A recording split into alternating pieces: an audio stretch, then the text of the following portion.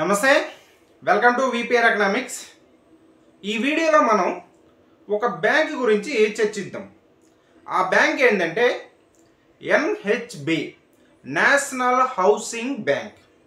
ఈ national housing బ్యాంక్ని ఎందుకోసం ఏర్పాటు చేశారు, ఎప్పుడు ఏర్పాటు చేశారు, అదేవిధంగా ప్రస్తుతం ఇది ఎవరి ఆధీనంలో పనిచేస్తుంది అనేటువంటి అంశాలన్నీ కూడా ఈ వీడియోలో మనం డిస్కస్ చేద్దాం. NHB, national housing bank.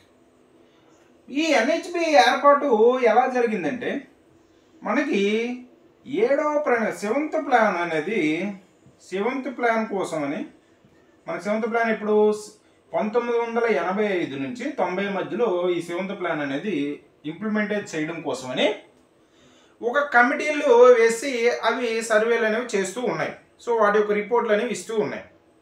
అలా ఆ కమిటీల యొక్క సలహా మేరకు ఆ కమిటీలు ఏం సలహా ఇచ్చాయంటే గృహ రుణాలకి, గృహ అవసరాల కోసం రుణాలు ఇవ్వడం కోసమని ఒక ప్రత్యేకమైనటువంటి సంస్థ అనేది లేదు కాబట్టి వాటికి ప్రోత్సాహకరంగా రుణాలు అందించడం అనేది జరగట్లేదు కాబట్టి అది అభివృద్ధి చెందట్లేదు.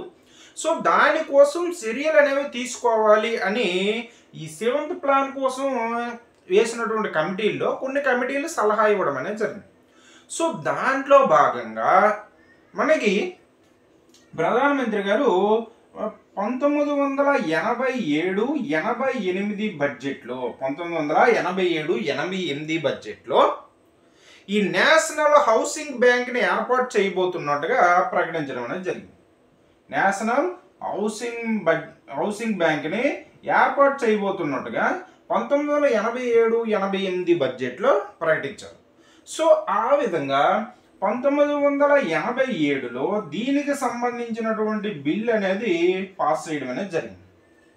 నేషనల్ హౌసింగ్ బ్యాంక్ ఏర్పాటుకి సంబంధించిన బిల్ అనేది 1987లో పాస్ అయింది. ఆ తర్వాత 1988లో ఈ నేషనల్ హౌసింగ్ బ్యాంక్ ఎన్హెచ్బి అనేది ఏర్పాటైంది. 1988లో ఈ ఎన్హెచ్బి అనేది ఏర్పాటు అవడం అనేది జరిగింది. అయితే ఈ ఎన్హెచ్బి యొక్క హెడ్ క్వార్టర్ ఎక్కడ ఉందంటే మనకి న్యూఢిల్లీలో ఉంది.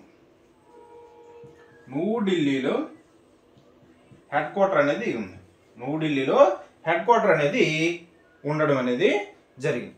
ఆ తర్వాత ఇది అప్పుడు ఏర్పాటు అయ్యేటప్పుడు ఆర్బీఐ ఆధ్వర్యంలో బాగా ఉండేది.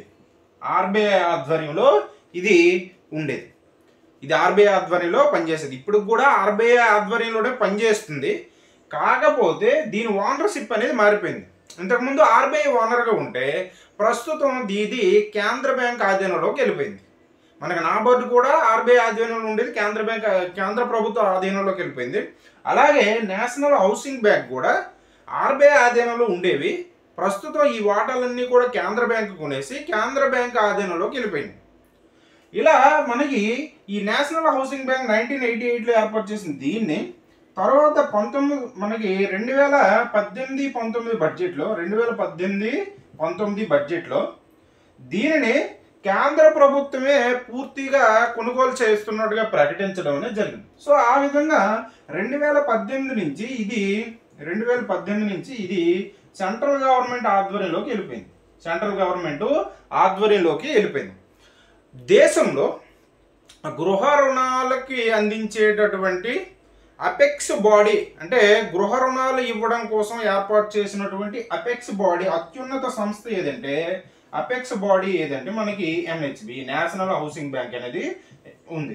అయితే ఈ ఎన్హెచ్బి అనేది డైరెక్ట్గా రుణాలు అనేది ఖాతాదారులకు ఇవ్వదు. సో బ్యాంకుల ద్వారా ఇప్పించడం అనేది జరుగుతుంది.